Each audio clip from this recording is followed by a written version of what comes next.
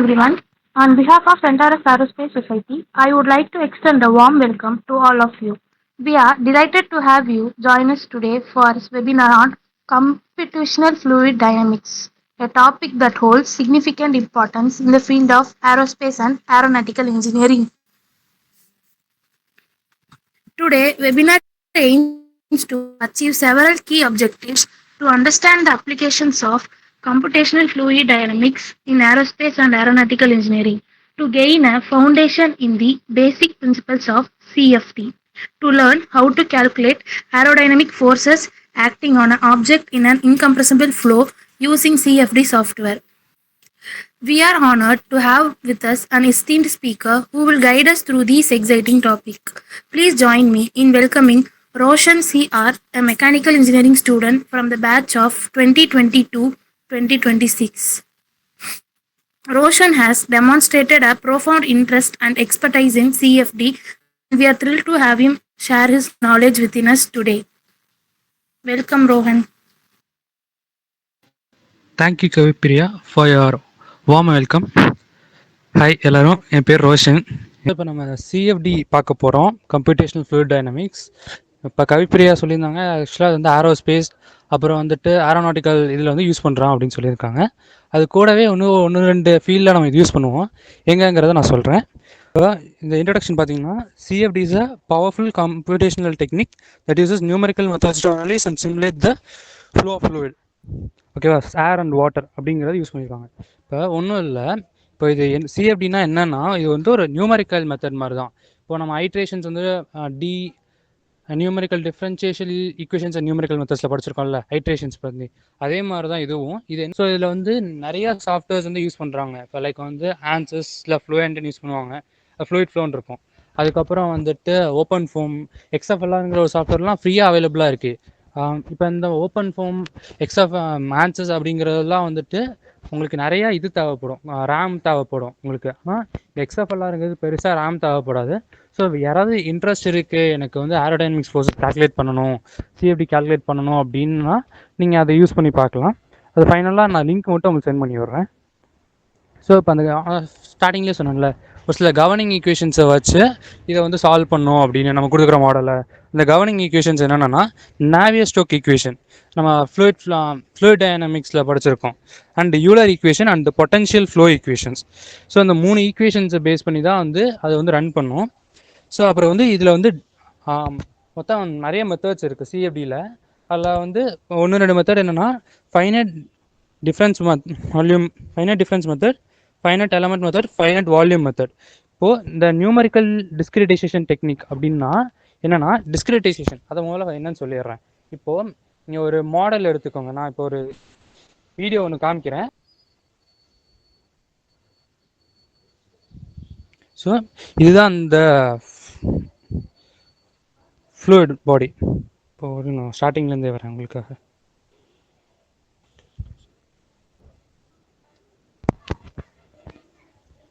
So இப்படி தான் ஒரு நார்மலாக யூசர் இன்டர்ஃபேஸ் இருக்கும் ஆன்சர்ஸை பொறுத்த வரைக்கும்.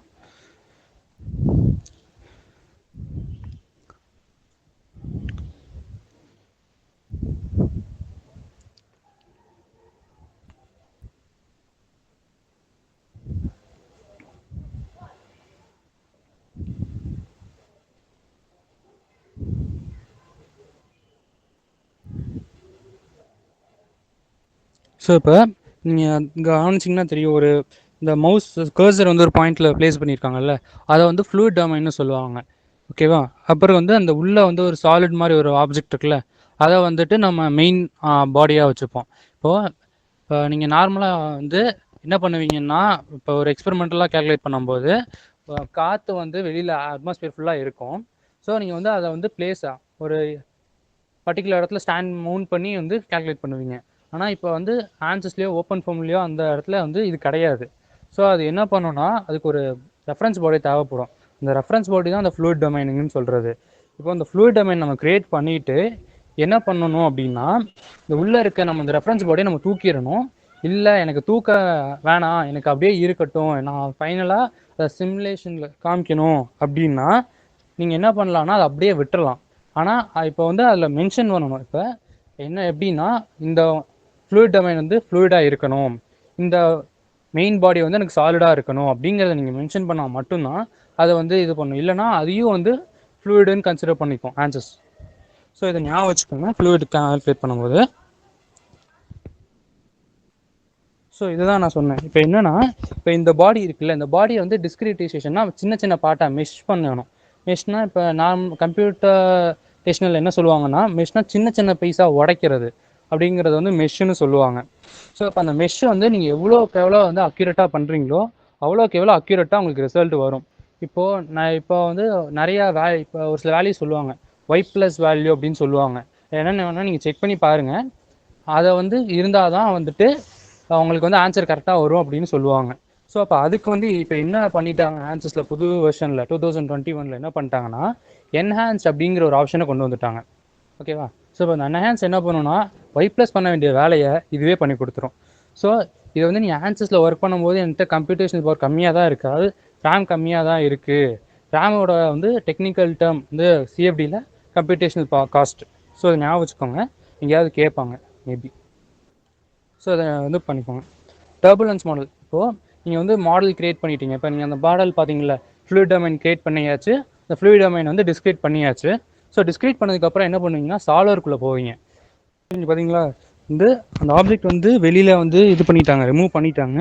இது வந்து சின்ன சின்ன பார்ட்டிகல்ஸாக வந்து பிரேக் பண்ணியிருக்காங்க, டிஸ்கிரீட் பண்ணியிருக்காங்க. ஸோ அப்போ அடுத்த இடத்துல வந்துட்டு அடுத்து என்ன பண்ணியிருக்காங்கன்னா, அவங்க வந்து பவுண்டரி கண்டிஷன்ஸ் கொடுக்குறாங்க. இப்போ எனக்கு எந்த இடத்துலேருந்து அந்த ஃப்ளூயிடு உள்ளே வரணும், எந்த இடத்துல வெளியில் போகணும் இப்படிங்கிறதான் நீங்கள் ஆன்சர்ஸில் கொடுக்கணும், ஆன்சர்ஸை ஓப்பன் ஃபார்ம்லேயே கொடுக்கணும். பட் இதே வந்து ரியல் வேர்ல்ட் சினாரியோவில் தேவைப்படாது, ஏன்னா நீங்கள் தான் மவுண்ட் பண்ணியிருப்பீங்க. ஸோ இதுதான் அந்த சால்வரு.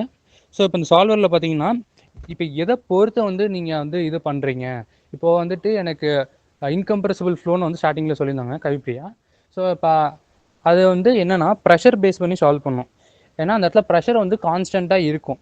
சரி, அந்த டென்சிட்டிங்கிறது கான்ஸ்டண்ட்டாக இருக்கிறது வந்துட்டு ப்ரெஷர் பேஸ் சால்வர். இப்போ அடுத்தது வந்துட்டு டென்சிட்டி பேஸ் சால்வர்னால் அந்த இடத்துல டென்சிட்டி தான், இந்த இடத்துல வந்துட்டு டென்சிட்டி வந்து மாறிக்கிட்டே இருக்கும். ஸோ அதை வந்து நீங்கள் டிஃபைன் பண்ணணும். ஸோ அப்புறம் வந்துட்டு எனர்ஜி ஈக்குவேஷன் இதில் ஒன்று இருக்கும். என்னென்னா இப்போ வந்துட்டு நம்ம தெர்மலில் வேலை செய்கிறோம், தெர்மலில் பவர் பிளான்ஸ் யூஸ் பண்ணியிருப்பாங்க. ஸோ அந்த இடத்துல ஹெச்ஆர் சிஸ்டமில் வந்து ஏர் கூலிங் சிஸ்டம் யூஸ் பண்ணியிருந்தாங்கன்னா, அந்த இடத்துல ப்ரொப்பலர் வந்து ஹீட்டை ரிமூவ் பண்ணணும். அந்த இடத்துல எவ்வளோ ஹீட் அது ரிமூவ் பண்ணுது, அது எவ்வளோ ஹீட்டு தாங்குது அப்படிங்கிறதெல்லாம் நீங்கள் கால்குலேட் பண்ணணும்னா இதில் எனர்ஜி ஃப்ளோ அப்படிங்கிற ஒன்று ஆன் பண்ணுவீங்க. ஸோ இப்போ நீங்கள் ஒரு ஏர் ஃபாயில் அனலைஸ் பண்ணுறீங்கன்னா இதை ஆஃப் பண்ணி வச்சுப்பீங்க மோஸ்ட்லி. ஸோ இப்போ இதில் வந்துட்டு விஸ்கஸ்ங்கிறது இருக்குல்ல, விஸ்கஸில் வந்துட்டு என்ன ஆட் பண்ணியிருப்பாங்கன்னா எஸ்எஸ்டி ஒமேகா அப்படிங்கிற ஒரு வேல்யூ வந்து யூஸ் பண்ணியிருப்பாங்க. எதுக்குன்னா அது வந்து நமக்கு கொஞ்சம் அக்யூரேட்டான ரிசல்ட் தரும் அப்படிங்கிறதுல. அதில் ஒன் ஆஃப் த பேராமீட்டராக இது இருக்கும். நீங்கள் வந்துட்டு என்ன மாடல் சூஸ் பண்ணுறீங்க அப்படிங்கிறத பொறுத்து இது வந்து மாறுபடும். இப்போ நார்மலாக ஒரு ஏர் ஃபாயில் அனலைஸ் பண்ணுறீங்க, இல்லை ஒரு ப்ரொப்பலர் அனலைஸ் பண்ணுறீங்கன்னா எஸ்எஸ்டி ஒமேகா ஓகே தான். எஸ்எஸ்டி ஒமேகா அப்புறம் ஒன்று ரெண்டு பேராமீட்டர்ஸ் இருக்கும், அதை வந்து நீங்கள் யூஸ் பண்ணால் போதுமானதான். ஸோ அதை தான் இந்த ஸ்லைடில் சொல்லியிருக்காங்க. இந்த மாடலை பொறுத்து அதான் டர்புலன்ஸ் மாடல்னு சொல்கிறது. இப்போ வந்து எனக்கு ஒமேகா வேணுமா, எஸ்எஸ்டி ஒமேகா வேணுமா, இல்லை லேமினாரே போதுமா, இல்லை வந்து வேறு ஏதாவது ஒரு மெத்தட் வேணுமா அப்படிங்கிறத நீங்கள் டிசிஷன் எடுக்கிறது எதை பொறுத்து இருக்கும்னா இந்த மூணு விஷயத்தை தான் பொறுத்து இருக்கும். இப்போ உங்களுக்கு வந்து உங்களோட டர்புலன்ஸ் மாடல், அதாவது அந்த ஃப்ளூயிட் டொமைன் மாடல் வந்து ஒரு காம்ப்ளெக்ஸாக இல்லை அப்படின்னா நீங்கள் ரேன்ஸ் மெத்தட் போகலாம். அது என்னென்னா ரெனால்ட்ஸ் ஆவரேஜ் நாவியர் ஸ்டோக்ஸ் மாடல். அது வந்து டைம் ஆவரேஜ் ஈக்குவேஷன்ஸ் இது யூஸ் பண்ணி அந்த டர்புலன்ஸை கேப்சர் பண்ணும். டர்புலன்ஸ் கேப்சர் பண்ணுறது மூலயமா தான் நமக்கு லிஃப்ட்டும் ட்ராகு அப்புறம் வந்து மொமெண்டம் அந்த மாதிரி விஷயங்கள்லாம் நம்ம கால்குலேட் பண்ண முடியும். இது லென்ஸ், அதாவது லார்ஜ் எடி சிமுலேஷன். எதுக்குன்னா வந்து லார்ஜ் ஸ்கேலில் வந்து டர்புலன்ஸ் இது பண்ணுறது. இப்போ நீங்கள் ஒரு ஏர்க்ராஃப்டை வந்து பார்த்துருக்கீங்க. ஸோ இப்போ ஏர்க்ராஃப்டை டிசைன் பண்ணுறாங்க டிஆர்டிஓ அப்படின்னா அந்த இடத்துல வந்துட்டு இவங்க வந்து சின்னதாக வந்து இந்த ரேன்ஸ் மெத்தடை போட்டு இது பண்ணிருக்க மாட்டாங்க. ஸோ அவங்க என்ன பண்ணுவாங்கன்னா இந்த மாதிரி ஒரு பெரிய வந்து ஃப்ளூயிட் டொமைனை போட்டு இது பண்ணும்போது அவங்களுக்கு வந்து டைம் கன்சியூம் அதிகமாகும். ஸோ அப்போ அதை பண்ணாமல் அவங்க எல்இஎஸ் போயிடுவாங்க, large eddy simulation method use பண்ணுவாங்க. டிஎன்எஸ்னால் டைரக்ட் நியூமெரிக்கல் சிமுலேஷன்ஸ் அப்படிங்கிறது அந்த ஒவ்வொரு இடத்துலையும் அதோட இடத்த பொறுத்து தான் அதை முடிவெடுப்பாங்க. இப்போ அடுத்து வந்து சிஎஃப்டிக்குள்ளே உள்ளே போயிட்டீங்க, இந்த இதெல்லாம் நீங்கள் இது பண்ணிட்டு எந்த மெத்தட்லாம் நான் சூஸ் பண்ணிட்டேன், ஓகேப்பா எனக்கு வந்து எனக்கு இப்போ ஏர் ஃபாயில் தான் அனலைஸ் பண்ண போகிறேன், ஏர் ஃபாயிலோட ஃப்ரண்ட் ரீஜன் இவ்வளோ இருக்கணும், பேக் ரீஜன் இவ்வளோ இருக்கணும் அப்படின்னு எல்லாத்தையும் டிசைட் பண்ணிவிட்டு நீங்கள் என்ன பண்ணுறீங்கன்னா சால்வருக்குள்ளே போனிட்டீங்க, ஃப்ளூயன்ட் சால்வருக்குள்ளே போயிட்டீங்கன்னா அங்கே வந்து ப்ரீ ப்ராசஸிங்னு இருக்கும். அதாவது இப்போ எனக்கு வந்து என்ன டொமைனில் இப்போ எனக்கு இன்லெட் எவ்வளோ, இன்லெட்டில் எவ்வளோ வெலாசிட்டி எவ்வளோ இருக்கணும், அவுட்லெட்டில் என்ன ப்ரெஷர் இருக்கணும், அப்புறம் வந்து ஹீட் இருக்கா இல்லையா, அந்த அப்புறம் வந்து அதில் வந்து ஒரு சில பேராமீட்டர்ஸ் இருக்கும். அந்த பேராமீட்டர்ஸ் வந்து செட் பண்ணணும். ஸோ அந்த செட் பண்ணிவிட்டு நீங்கள் சால்வ் பண்ணுவீங்க. அதான் அந்த அடுத்த ஸ்டெப் தான் சால்விங். அது வந்து எத்தனை நம்பர் ஆஃப் ஐட்ரேஷன்ஸ் வைக்கணும் அப்படிங்கிறது இருக்கும். ஓகேவா? அண்டு போஸ்ட் ப்ராசஸிங்னா இப்போ வந்து நீங்கள் கொண்டு வந்த ஆன்சர் வந்து கரெக்டாக இல்லையா நீங்கள் இன்னொரு கிராஸ் செக் பண்ணணும். எப்பயுமே ஒரு சிஎஃப்டி அனலைசரோட மெயின் ஒர்க் என்னவா இருக்குன்னா அக்யூரசி தான். எக்ஸ்பெரிமெண்டல் வேல்யூக்கும் நமக்கு சிஎஃப்டி பண்ணுற வேல்யூவும் அக்யூரேட்டாக இருக்கணும் அப்படின்னு தான் சொல்லுவாங்க. இப்போது வந்து இதுலேயும் கொஞ்சம் டாலரன்ஸ் லிமிட் இருக்குது. எவ்வளோனா ஒரு 15% வரைக்கும் வந்து அவங்க அக்செப்ட் பண்ணிப்பாங்க அந்த எரரை. ஸோ வந்து நீங்கள் கேல்குலேட் பண்ணுறது ஃபஸ்ட் டைமோ செகண்ட் டைம் வந்து ஒரு ஸ்டூடெண்ட்டாக இருக்கும்போது. பட் நீங்கள் ஒரு இதில் போயிட்டு கம்பெனியில் போயிட்டு இல்லை ஒரு ஆர்என்டி இடத்துல போயிட்டு நீங்கள் ஒர்க் பண்ணுறீங்க, சிஎஃப்டி கேல்குலேட் பண்ணுறீங்கன்னா அங்கங்கே அதை அக்செப்ட் பண்ணிக்க மாட்டாங்க. ஸோ கொஞ்சம் ஞாபகம் வச்சுக்கோங்க இது. ஸோ அதான் சொல்லியிருந்தேன், வெரிஃபிகேஷன், வேலிடேஷன் அண்ட் இப்போ சப்போஸ் அதில் ஏதாவது எரர் வந்திருக்கு அப்படின்னா அது என்ன எரருங்கிறது நீங்கள் கேல்குலேட் பண்ணணும். ஓகேவா? ஸோ இப்போ நான் வந்து நிறையா இடத்துல ஸ்டார்டிங்கே சொன்னேன், இது ஏரோநாட்டிக்கல் அண்ட் ஏரோஸ்பேஸில் மட்டும் தான் யூஸ் பண்ணுவாங்கன்னு சொன்னால் இல்லை, மற்ற இடத்துலையும் யூஸ் பண்ணுவாங்க. எங்கன்னா எனர்ஜிஸ் இப்போ டர்பைனில் வந்துட்டு இது யூஸ் பண்ணுவாங்க. சிஎஃப்டி எப்படி இருக்குது, அந்த இடத்துல காற்று தானே, ஸோ அந்த இடத்துல எப்படி வந்து ஒர்க் ஆகுது, இந்த இடத்துல பிளேடு எவ்வளோ இது வைக்கிறது, லென்த்து வைக்கிறது, கார்டு எவ்வளோ வைக்கிறது அப்படிங்கிறதுலாம் டிசிஷன் எடுப்பாங்க. அதை பொறுத்து தான். அண்டு பயோமெடிக்கலில் வந்துட்டு modelling of blood flow, respiratory system and other physiological fluid dynamics, அதுக்கு வந்து இது யூஸ் பண்ணுறாங்க. ஸோ இதோட எமர்ஜிங் டெக்னாலஜிஸ் வந்து ஹை பெர்ஃபார்மன்ஸ் கம்ப்யூட்டிங். ஏன்னா நமக்கு வந்து கொஞ்சம் ஹையாக வேணும் நமக்கு. ஏன்னா இப்போ ஒரு பெரிய மாடல்னால் சிமுலேட் பண்ணும்போது நமக்கு டைம் கன்சியூம் நிறையா ஆகும். இப்போ ஒரு சிமுலேஷன் எக்ஸாம்பிள் சொல்கிறேன். நான் ஒரு ஏர்ஃபாயில் ஒன்று நாக்கா 4415 இது எடுத்தேன் சிமுலேஷன் ஒன்று. அதுக்கு வந்து எனக்கு கிட்டத்தட்ட 2 hours ஆச்சு. நான் எல்லாத்தையும் பண்ணி முடிச்சு ஐட்ரேஷன்ஸ் மட்டுமே எனக்கு 1.5 hours ஆச்சு மிச்சம் எல்லாத்தையும் விட. ஸோ ½ அந்த சால்வர் செட்டிங்ஸ்லாம் முடிச்சுட்டு இதுக்கு மட்டும் 1.5 hours. ஏன்னா அந்த இடத்துல அவ்வளோ நேரம் எடுக்கும் அந்த ஐட்ரேஷன்ஸ் வரக்கு, ஆன்சர் வரக்கு. ஸோ அது அடுத்து வந்து மல்டி ஃபிசிக்ஸ் கப்ளிங். ஏன்னா இப்போ நமக்கு வந்துட்டு ஹீட்டும் வேணும், ஏரும் வேணும் அப்படிங்கிறதுலாம் வந்து நிறைய இருக்குது.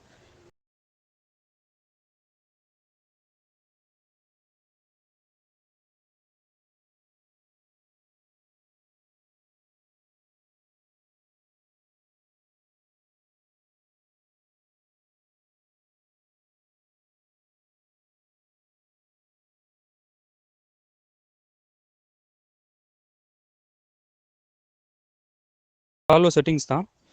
ஸோ இது வந்து ரெசிடியூவல்ஸ் அப்படின்னு சொல்லுவாங்க. இது வந்து நமக்கு ஓரளவு எப்படி வரும்னா ஸ்டார்டிங் வந்து கொஞ்சம் டிக்ரீஸ் ஆகிட்டே வந்துட்டு கொஞ்சம் கொஞ்சம் இப்போ நீங்கள் ஒரு இப்போ ஒரு 5-6 ஆங்கிள் மாற்றி விட்றீங்க, ஆங்கிள் ஆஃப் அட்டாக் மாற்றுறீங்கன்னா ஸோ அந்த இடத்துல வந்துட்டு கொஞ்சம் மேலே கீழே ஏறி தான் வரும். ஸோ அது வந்து அக்செப்டபுள் தான். ஸோ இங்கே பார்த்தீங்கன்னா இதில் வந்து வெலாசிட்டி எப்படி வந்திருக்கு அப்படிங்கிறது வந்து இதில் மென்ஷன் ஆகுது. ஸோ இப்போ நீங்கள் ரிப்போர்ட்டில் பார்த்தீங்கன்னா உங்களுக்கு லிஃப்ட் எவ்வளோ ஜென்ரேட் ஆகிருக்கு, ட்ராக் எவ்வளோ ஜென்ரேட் இருக்குன்னு வந்துடும்.